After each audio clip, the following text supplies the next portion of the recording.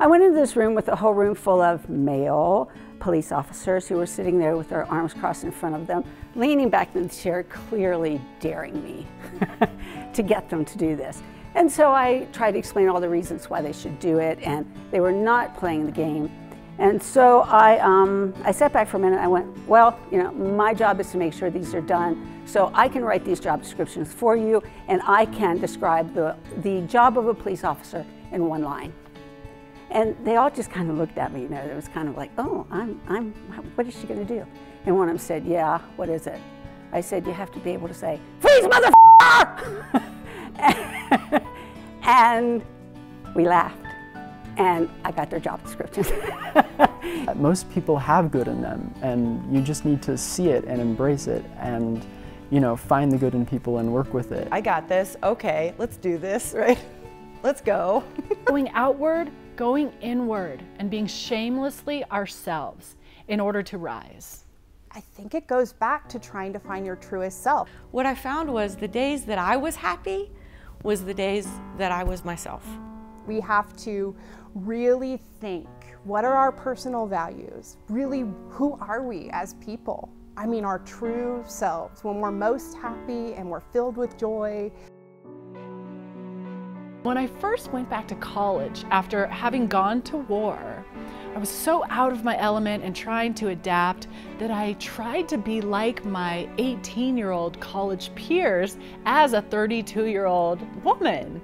And it was a mess. Like, I was trying to wear clothes and do hair, and like, it was a mess. And then I realized the value in my experience and who I am and what I can bring to the table. And since that moment, I can feel my college peers looking up to me and respecting me in a whole new way. Connection and the connections you're able to make with other people is one of the most important things that you can do in your career. And you can't make meaningful connections with people if you're not being your truest self. They don't know who to connect to and how to connect with you. There was a little bit of an overweight girl in my class, and she was kind of being mean to me about like my health and stuff, and I was talking to my mom about it in the car, and we thought that it was probably because, you know, she's been picked on before, and so she almost tries to be mean before you can be mean to her. And so ever since then I had empathy for her, and I made like a good friendship with her. I think that it's the only way that we have kind of genuine connection. It's the only way that we're actually connecting with other people. If you can relate to somebody on that level, then it's a lot less intimidating, and you realize that they're going through it too. We might as well all suffer together. And we're in the midst of an innovation revolution. And so we are prizing people more for their ability to think and discover and explore. It's essentially, right, it's CQ and EQ over IQ. So curiosity and empathy over just pure smarts. Amazing if you could have all of those things, but recognizing this CQ and EQ is incredibly important to be successful nowadays. And I don't care what your title is or if you just started business, this is good stuff. If you've made it to here with all of the biases against you, with all the extra hurdles that you've had to climb to get there, think of how much ability and skill that you have.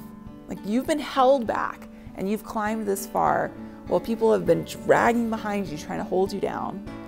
If you could just find that one pathway, the one leader, the one organization that isn't going to pull you back, then think of how high you could go.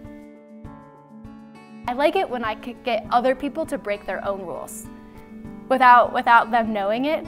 And then afterwards, it's kind of one of those like, yes, I did it. And everyone's psyched and happy, and the momentum is going, and we just created change. And I love it. Thrive. Every day. One of my friends here in Colorado on election day had a Facebook post. In that she said the same thing. I don't care what you believe, I don't care what your political views are, but this is a story about my own grandmother who, when she was born and in the very early days of her life, women could not vote. And so whatever you choose to do today on election day, right, just remember how the world has changed and that women now have the right to vote. and they now have a voice. And in her post it was, I ask you to exercise your right. And I think that's just a small representation of a very long period, but of change. Change is happening. I mean, to me, that's the thing. Like, the sooner that you can get over your shock of change and be sitting in that gray area of not knowing what's going on, then the sooner we start to move forward. So when we talk about creating a campaign 50-50 to move women into at least 50% across the board, representing every aspect of the school, the student base, the faculty, boards of directors, both in the university and every boardroom across the country, we're just not fulfilling our future. And that's what it's about. We have to be at the table. Our voices need to be heard.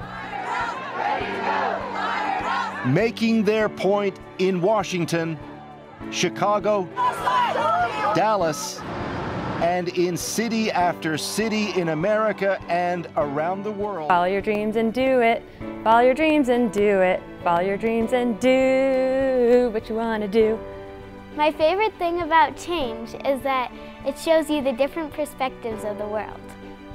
My name is Carlton Moeller. I'm 17 years old, and I want you to join me in seeing change as positive innovation. My name is Amanda Tierney, and I believe that change is part of the path to doing great things.